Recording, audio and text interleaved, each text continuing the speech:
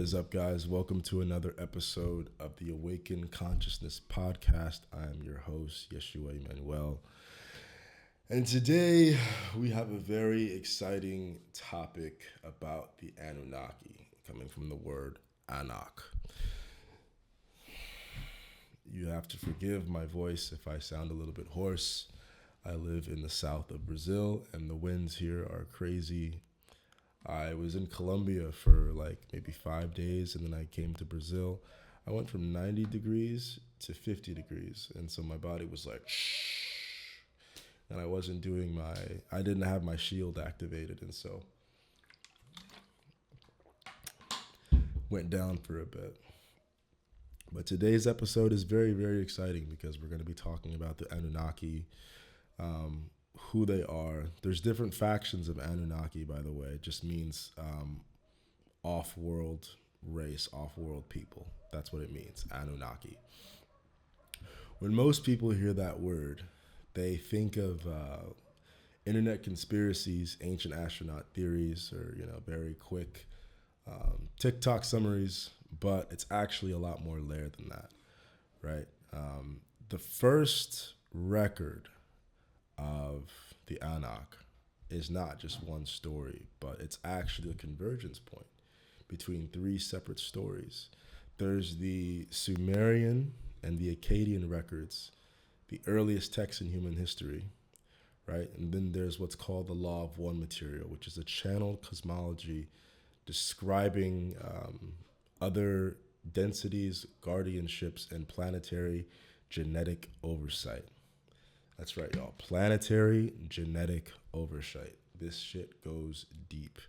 And then there's the Voyager series by Ashiana Dean, which is a massive body of trans-dimensional history detailing different ET lineages, Stargate systems, and the Emerald Covenant. Most of what we talk about on this channel, on this podcast, comes straight from the CDT plates and from Ashiana Dean's Voyager's material directly. So for those of you scholars who are like, well, where's the information coming from? I need to go and see it for myself. Okay, so why don't you experience it? Embody those frequencies. Do the DNA activation. Experience it for yourself, right? Each of these sources emerges from a totally different domain. One is metaphysical, one is archaeological, and one is a multi-dimensional cosmology, but they're very different in each way. So by comparing them, these different streams of knowledge on the Anunnaki, we're able to uncover the coherent picture of early Earth governance and the beings who intervened in human evolution. A lot of the reason as to why our world is the way it is today and why a lot of things appear to be messed up, distorted, and out of order is because of these Anunnaki. This episode is not about mythology, it's about memory. Memory preserved in languages, symbols, and in the very structure of your DNA. Today we're going to walk through the story of Anu and the royal house of Nibiru, the discovery of Earth, and the political conflict between Enki and Enlil, not as a children's mythology, but as an academic examination of how multiple sources describe the same events from different angles, right? So we're going to begin at the highest level, the cosmic political landscape before Earth even enters into the picture. Okay, so to understand the Anunnaki intervention, we must first understand the larger cosmic governance systems described across these texts. One of the most interesting overlaps between the Law of One and the Voyager's material and the Sumerian sources is that all three describe the universe as structured, hierarchical, and organized. It's not random chaos like these Darwinists, no disrespect, would have you believe. Like, oh, it's just random. No, the universe is very intelligent. You are the universe. You are the universe experiencing itself.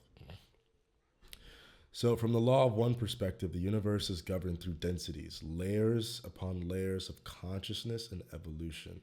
Civilizations advance through these densities collectively until they form what Ra calls a social memory complex. It's a unified telepathic civilization. And this framework doesn't describe planets as isolated spheres, but as classrooms within a cosmic educational system. Ra is the author of The Law of One. If you haven't read it, highly, highly, highly recommend. Ra identifies the presence of guardians, higher density beings whose role is to oversee planetary development, ensure a balanced evolution, and maintain the metaphysical laws that structure consciousness growth. But Ra also acknowledges an opposing faction, a group originating from the Orion Crusaders, whose purpose is domination, control, and hierarchical enslavement. Even though Ra uses different language, we immediately are able to see those parallels to the administrative duality later represented by Enki and Enlil. If you don't know who Enki and Enlil is, we're going to talk about them a lot later. And then there's the Voyager's perspective. The Voyager's book is very, very dense. There's a part 1 and part 2. Recommend that you read both. Part 2 is a lot more important. Written by the late and great Ashiana Dean. She's still alive. She's still with us. But whenever I speak of Ashiana Dean, I always have to add some sauce to her name because God bless that woman. The Voyager's book introduces an even more detailed governance systems, the Emerald Covenant, the Azurite Council, and the Syrian High Council, and various ET lineages, including the Nibiruan Anunnaki, people from Nibiru. And here the universe is governed by agreements, treaties, and hierarchical collectives.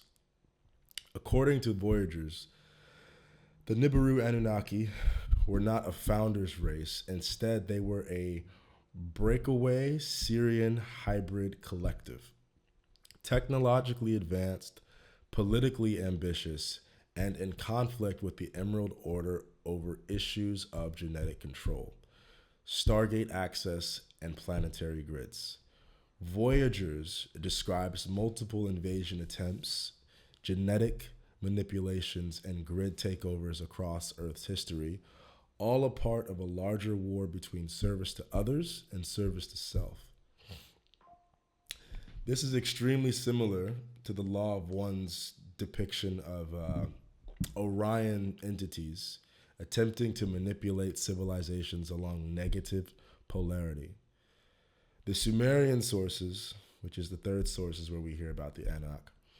Sumerian tablets don't speak in metaphysical language. They present the cosmos as a kingdom, with Anu as the high ruler, Enki and Enlil as princes, and the earth as this sort of colonial output that's used for resources, territorial authority, and in their cosmology, planets are personified as gods, and divine politics mirrors royal court politics, alliances, rebellions, and generational disputes.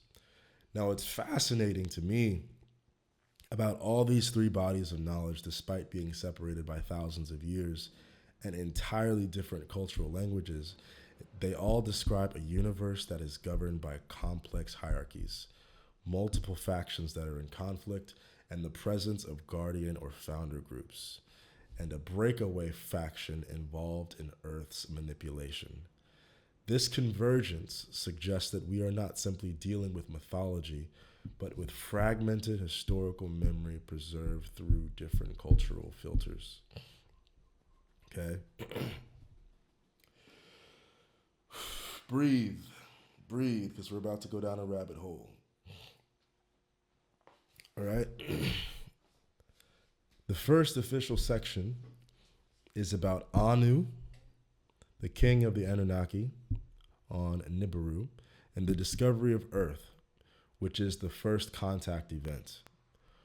Once the cosmic governance landscape is established, we have to look at King Anu, okay? How do I describe this?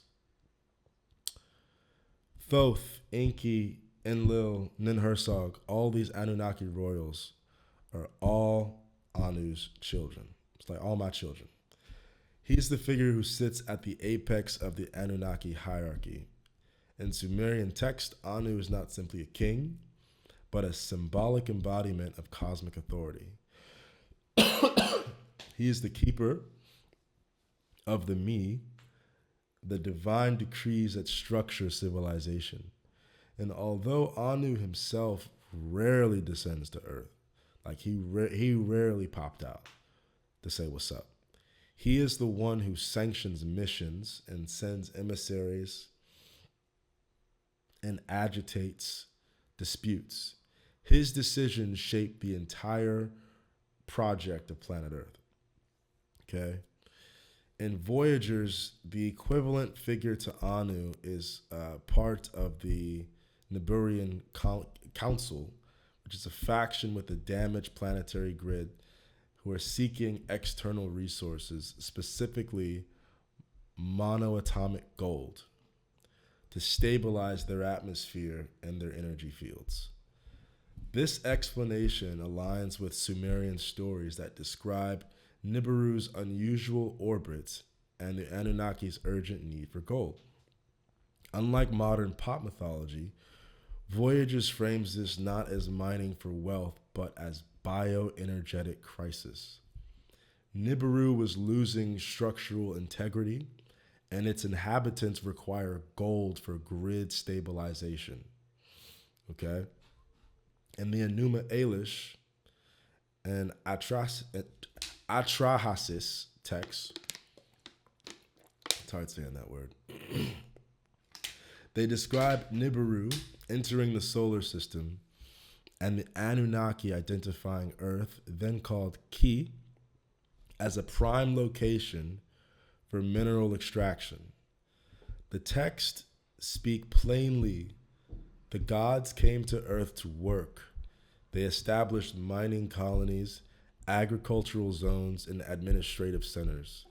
And what is remarkable is how functional and unromantic these early tablets are.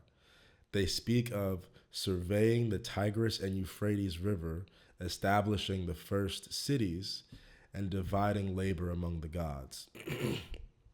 At this stage, gods does not refer to omnipotent beings, but to an advanced extraterrestrial administrators engaged in an organized colonial effort. All right? So to summarize that segment, Nibiru's planet, their atmosphere is going to shit. They need monoatomic gold to stabilize it and to prevent them from dying. Because when your atmosphere falls, you're cooked, both literally and metaphysically. Now we're moving on to section 2 to talk about your boy Enki. Enki the geneticist, Enki the engineer, Enki the guardian of humanity. To understand the origin of humanity, we must understand Enki first, who's a guy, the figure who plays the central role in every version of the story. While Enlil, his brother, governs the authority, Enki governs through knowledge. He's portrayed in Sumerian texts as the Lord of Waters, the architect of the Eridu, and the master of the Apsu, which symbolically represent both water and genetic potential. In the Sumerian tablets, it describes a moment where the lower-ranking Anunnaki, exhausted from laboring in the mines, rebelled. And this presented a political crisis, and Enlil demanded punishment, and Anu wanted to negotiate. Basically, they're the corporation, and they want these people to just mine gold, work in the fields, no pay. It's slavery. This is like the first, how do I say this? Colonization 101. It started with these guys, right? Because the workers, other off-world Anunnaki, were fighting back, They're like, we're tired, man. We don't want to do this shit no more, man. It's hot. You ain't paying us. So they started to rebel. Enlil was like, you gonna work these fields or I'm gonna shove my foot up that ass. Right? And Enki proposed a scientific solution to their problem. Because the other races, the other ETs were like, bro, I ain't trying to work for nothing. Like, we've been out here for God knows how long, thousands of years. Enki wanted to create a replacement worker by combining Anunnaki genetic material with biological matter native to Earth. This is one of the earliest descriptions of genetic engineering in human literature, far predating Greek or biblical myths. The language is unmistakably technical, mixing clay, blood. Oh, sorry about that, guys. That was my queen. My baby was calling. I have to call her back. So the language that they were using in these texts is very, very direct. It's clay, blood, essence, birth goddesses, and genetic imprinting. To a modern geneticist or anthropologist, these lines read more like lab notes than a myth. According to Voyagers, Enki belongs to a lineage that still retains significant influence from the original Emerald founders, meaning that he carries more benevolent orientation. Voyagers, the book, argues that humanity already had an advanced genetic template, the 12-strand angelic human design, but the Anunnaki tampered with it and modified it illegally to create a denser, more manageable form. Enki, however, is said to have worked to preserve human free will, even embedding latent DNA potentials that could be reactivated during future ascension cycles. This explains why in our DNA course that's going to be rolling out very soon, and we talk about DNA a lot on this channel, is why human DNA contains junk DNA, which modern scientists can't explain, but which metaphysical teachings describe as deactivated multi-dimensional capacity. Okay? And the law of one, Ra frequently warns about genetic tampering by negative extraterrestrial groups, stating that humanity underwent multiple modifications that limited memory, reduced spiritual orientation. Ra also states that benevolent groups attempted to counteract these changes, restoring aspects of human capacity. Enki's behavior mirrors the positive wanderers Ra describes, beings who incarnate or intervene to mitigate harm and preserve free will. Enki matters a lot today because Enki becomes the archetype of the scientist, mystic, and the being who understands that consciousness and biology are not separate. In every version of the story, Enki fights for the expansion of human potential rather than its limitation. And that positioning creates the fundamental conflict with his brother, Enlil, who we're about to talk about now. Enlil, the administrator, the authoritarian, the controller. Right? In Sumerian literature, Enlil is the god of air, ruler of territory, and commander of the seven who decree. He is portrayed as stern, inflexible, and often frustrated with the Anunnaki project on Earth. He repeatedly complains about human noise, population growth, and disobedience. His solutions were almost always authoritarian, restrictions, resets, and famously, the decision not to warn humanity about the coming flood. Unlike Enki, Enlil viewed humanity as a labor force rather than a species with intrinsic value. Remind you of any earthly colonial exports in the 15th century? Going to another continent, trying to get free labor, dehumanizing people. Yeah, that's where this ideology comes from.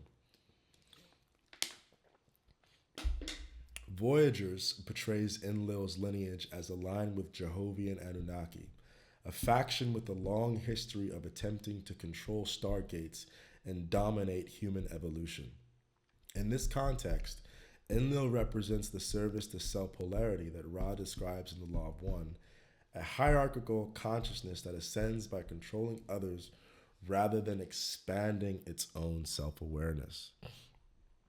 Although Ra never names Enlil, the behaviors attributed to Enlil align with the Orion group, beings who manipulate through fear, impose strict religious structures, and attempt to engineer human societies through domination.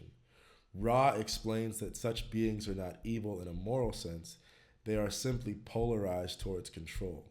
They believe that power over others is the most efficient evolutionary path, which describes Enlil almost perfectly.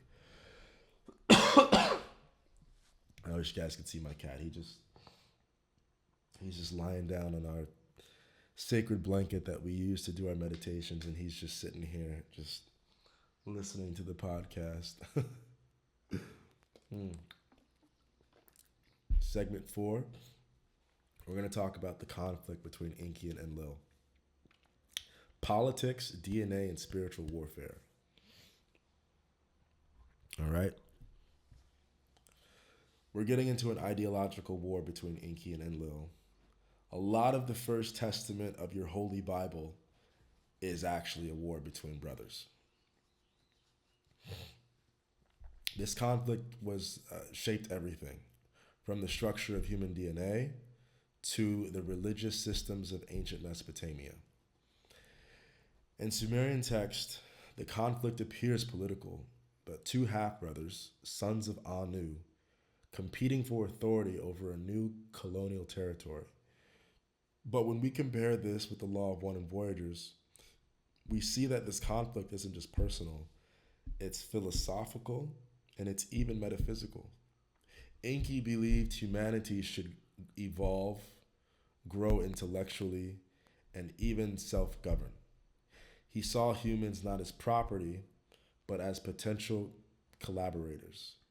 This is consistent with the Law of One's service to others orientations, where growth comes from empowering others and respecting free will.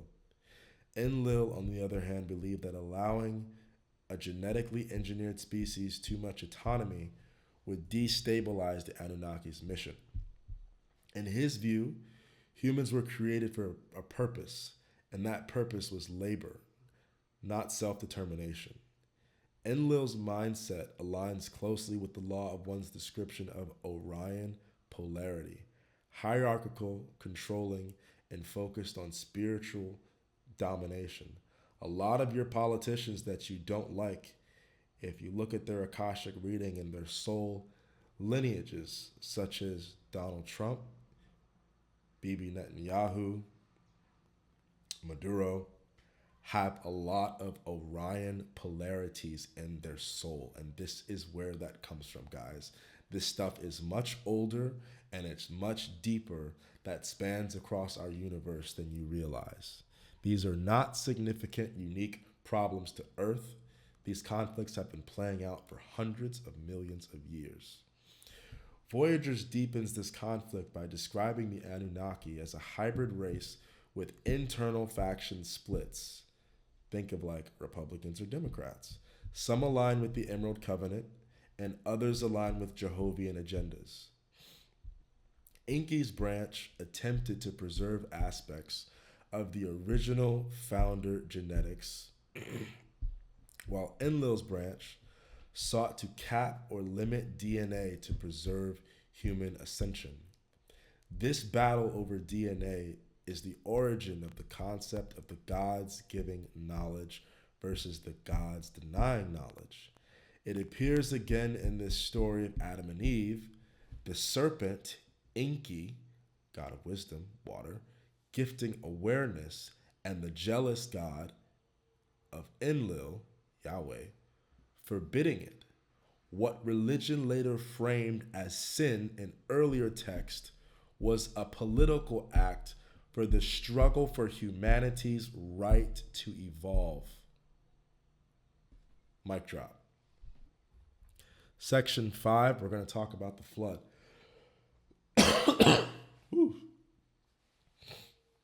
I'm okay, guys. I'm okay. Don't worry. I'm not sick. It's just mucus. A lot of people have dreams about floods, memories of Atlantis. They're not just dreams, they're memories. They are trauma codes. And when you heal your DNA, you can heal these memories from your other lifetimes. We're going to talk about the Great Flood. This is one of the most universally distributed narratives on Earth. It appears in Sumerian tablets in the Epic of Gilgamesh, the Hebrew Bible and Hindu texts, Mayan inscriptions, Native American oral stories. But the Sumerians gave us the earliest and clearest account, and it explicitly names Enlil as the one who decided humanity must be wiped out. According to Sumerian tablets, humanity had grown too numerous and too noisy. Enlil had tried lesser plagues, famines, and droughts to control the population growth. Mind you of any book that you read where there was plagues, famines, and growths that God wanted to purge the earth? Yeah, no, not God, not the creator. Enlil. His name is Enlil. Stop calling him the father, because he's not. Enlil had tried plagues, famines, and droughts to control the population growth, but each time Enki intervened to help humanity survive. The flood was Enlil's final uncompromising solution. He convened a council of the Anunnaki and forbade any god from warning the humans, but Enki, bound by law but not by silence, found a loophole. He spoke not to Atrahasis directly, but to the walls of a Hatrasis reed hut. Sorry, I did not know what I just said there. Basically, dictating the instructions loud enough to be overheard. Build a boat, seal it with pitch, take the seeds of life, do not look back. This is the oldest recorded version of the story of Noah, predating the Hebrew narrative by over 1,000 years. The Law of One surprisingly has an analog where Ra describes a catastrophic event around 12,000 years ago in which human civilizations were destroyed due to misuse of technology and the actions of those Orion who encouraged destructive behavior. Ra states that some groups attempted to warn humanity, but were bound by karmic law to intervene only minimally. Voyagers in its detailed grid cosmology goes further, explaining that the flood was a part of a larger conflict over Earth's stargates. According to these records, certain Anunnaki factions attempted to flood parts of the planet to destroy founder temples and weaken grid points aligned with the Emerald Covenant. Whether literal or partially symbolic, the theme is consistent. A forced reset wiping off the grid and another reseeding of humanity. In all versions, humanity survives because one faction believed humanity deserved the chance to grow even against the decree of a ruling authority. After the flood, after the waters receded, the world simply did not return to the way things were. The Sumerian kings list describe a dramatic shift. Lifespans were shortened, authorities became centralized, and the gods no longer rule directly but through appointed intermediaries. This transition marks the creation of the priest-king system. In the Sumerian tradition, Enlil becomes the architect of post-flood governance. He no longer trusts humanity with autonomy, so he establishes kingship from heaven. Kings become mediators between humans and the gods, while priests maintain rituals, calendars, and temple economies. This is not mythology, it's an administrative structure. Meanwhile, Enki's influence persists in the underground mystery schools, in the wisdom traditions, and in the secrets guarded by scribes, magicians, and astronomer priests. Ra describes this period as the rise of elite priesthoods, misusing genuine contact from higher beings for personal power. Ra laments how teachings intended for universal liberation were captured by elites who distorted them into systems of control. This perfectly mirrors the Sumerian transitions from open godly rule to temple hegemony. Voyagers identifies this period as the Templar period, where the Jehovian Anunnaki installed hybrid bloodlines, part human, part Anunnaki, to control Stargate access points in Sumer, Egypt, and Indus Valley civilizations. These bloodlines later became the root of European aristocracy, Egyptian priesthoods, and the Mesopotamian dynasties. Enlil, Enlil affiliated groups created religious fear systems, while Enki affiliated groups preserved esoteric knowledge waiting for future ascension cycles when this knowledge could safely be restored. The world after the flood becomes a battleground, open control versus hidden wisdom. Now we're going to talk about the hybrid bloodlines and the 13 billionaire families that run the world. Y'all wonder where they came from? You wonder how they made their wealth? It's deeper than you know. One of the most academically sensitive topics in this question is about hybridization. Sumerian tablets are explicit. Kings often claimed descent from the gods, and genealogies were often the last semi-divine ancestors. Modern scholars interpret this metaphorically, but when compared with voyagers and the material of the Law of One, a different pattern emerges. Kingship was said to descend from heaven, suggesting legitimate rule required a traceable connection to the Anunnaki. This is why Mesopotamian rulers often depicted themselves as sons of specific gods. It was a political claim to authority. Many early rulers truly were hybrids, genetically modified lineages created to administer Earth on behalf of Anunnaki factions. Some were more benevolent, others more controlling. These lineages survived the flood because they were sheltered by their patron of gods, i.e. Anunnaki. Y'all see where this is going? You see the code in the Matrix yet? Ra describes how elite bloodlines often attract incarnations of negatively polarized entities seeking control. Ra also explains that genetic lines carry predisposition towards certain polarities, meaning power structures may replicate themselves across generations. This convergence is uncanny because ancient kings, as children of the gods, mirrors the concept of genetic stewardship blended with metaphysical reincarnation.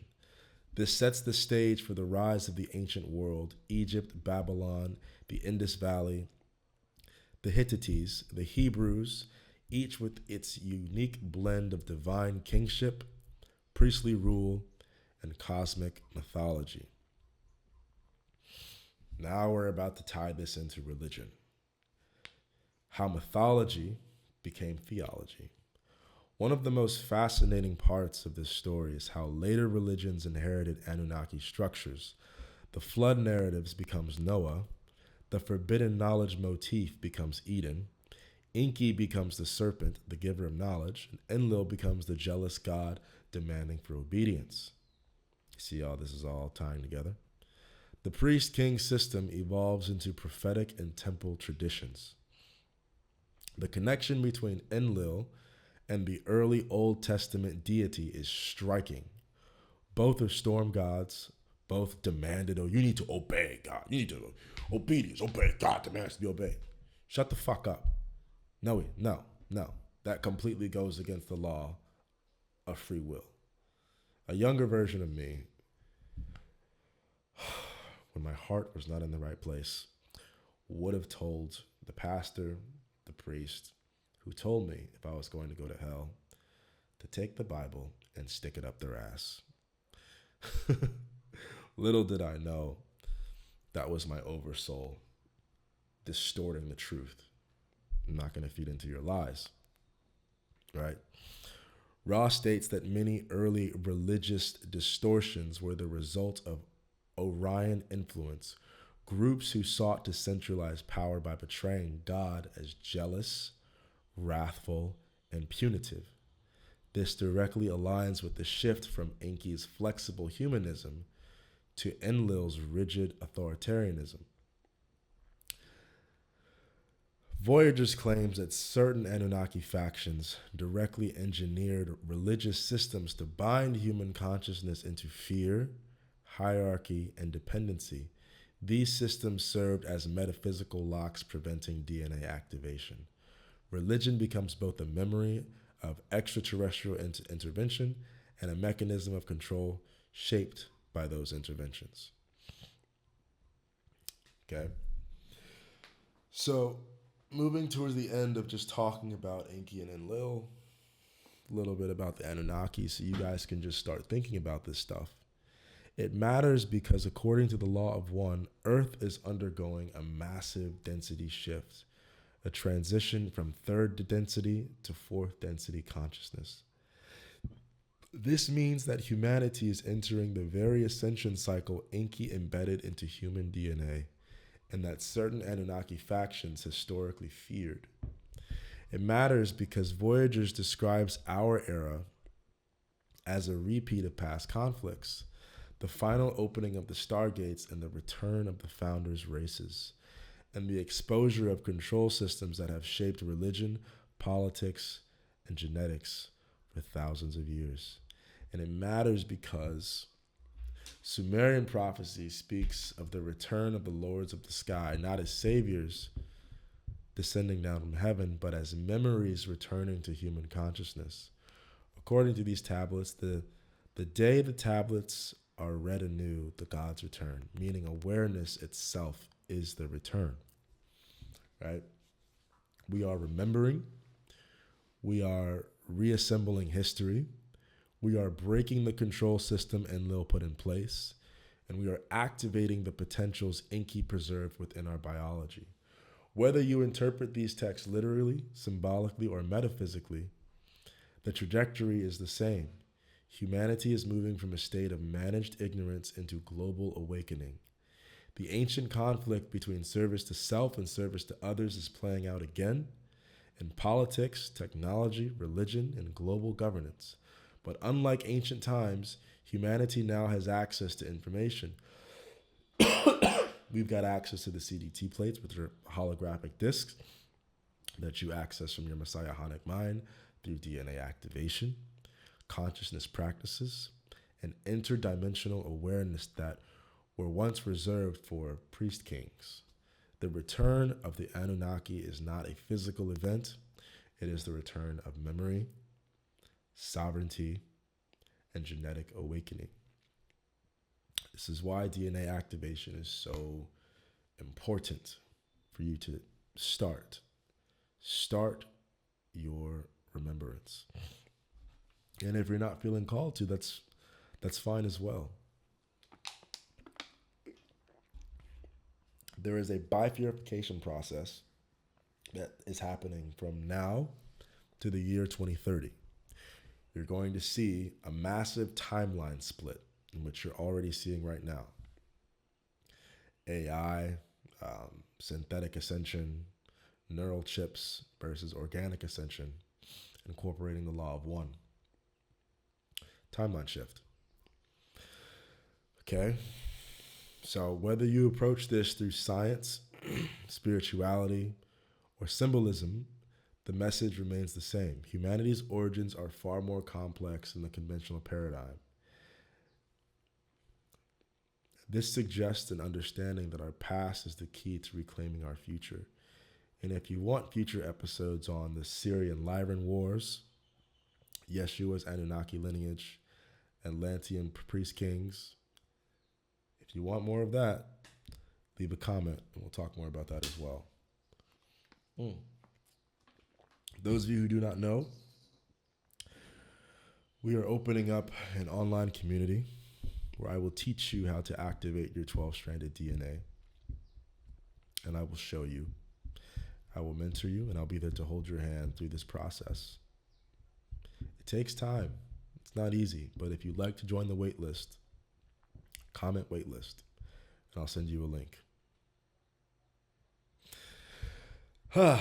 This episode was fun. I had a long day today.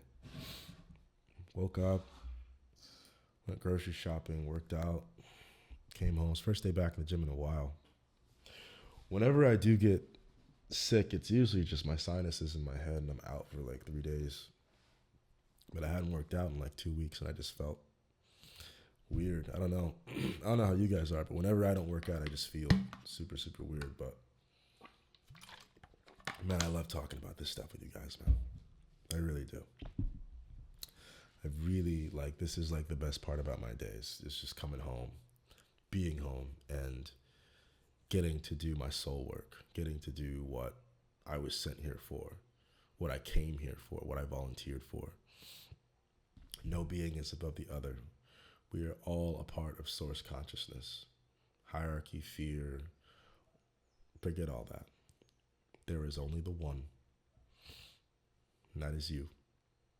That is me. But you have a choice. You can choose ascension, or you can choose distortion. It's up to you. You have that free will choice. No one's forcing you. Don't look at it as good or bad. There simply is. Okay? But understand that there's consequence. And there are beings who want you to stay enslaved in this matrix inside of this prison. You don't fight it by shouting and yelling. You fight it because you no longer vibrate in harmony with it. Activate your DNA. If this episode resonates with you, like, subscribe, follow, give it a share. Follow me on Instagram at Soul Path Collective. And our tribe's going to be opening up soon, as well as I'm releasing a book called The Eternal Life Akashic Bible with records from beginning of source creation all the way to now, to kind of give you guys a 360 view on everything from the beginning to now, followed by years of research, genetic memory, activation, and writing it down so that you guys can actually have more context and understand how all of this connects visually. It's taken a long time, but I'm pretty happy with the end result of the book. That will be available early 2026. But by the time you're watching it, who knows what time it'll be. Taisha into Doe, we are free, we are free, we are free. Taisha into Doe. Love you all. And until next time, peace.